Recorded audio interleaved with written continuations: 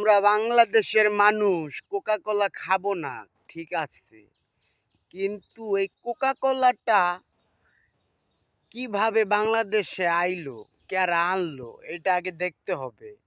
এই কোকা কোলার ডিলারশিপ কে নেয়, কে বাংলাদেশে কোকা কোলা সাপ্লাই দেয়, তাদেরকে আগে গণধোলাই দিয়ে সিস্টেমে আনতে হবে। তারপরে কোকা কোলা দোকানে বন্ধ করতে হবে, কারণ দোকানদাররা তো কিনে হইলো ডিলার থেকে।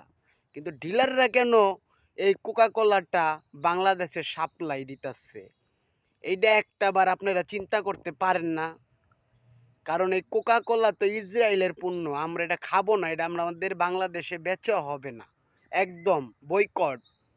কিন্তু বাংলাদেশের কিছু মানুষ আছে এই ডিলার নিয়ে মনে করেন ইসরায়েলের পণ্য বাংলাদেশে সাপ্লাই দেয়।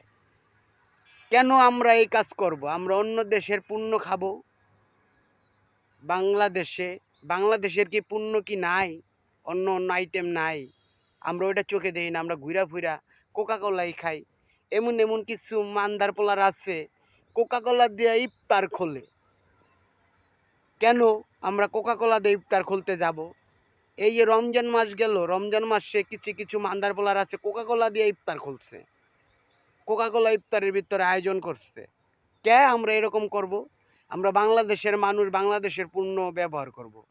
কেন আমরা অন্য দেশের জিনিস আমরা ব্যবহার করব? আমরা ওটার উপরে বয়কট করব। কোকা কোলার কোম্পানি যেগুলো আইটেম আছে, সেভেন আপ, কোকা কোলা, আরও আরও আইটেম আছে, আমরা একটা পণ্য বাংলাদেশের মানুষ ব্যবহার করব না, খাইব না। এটা একটাবার চিন্তা করবেন আপনারা, তাইলে ইসরায়েল শিক্ষা হবে, নাহলে শিক্ষা হবে না।